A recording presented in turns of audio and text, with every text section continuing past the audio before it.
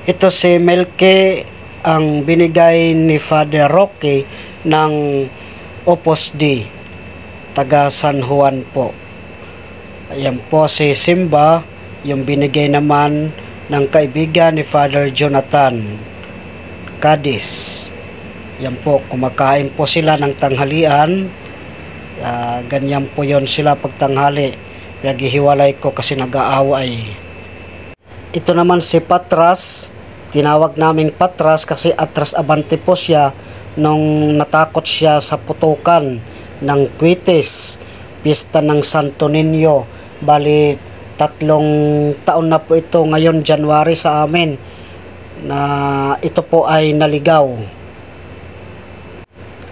At ito naman si Delta. Tinawag siyang Delta kasi kapanahonan ng pandemic, ang Delta, ang sakit, ay ipinangalan ko po sa kanya.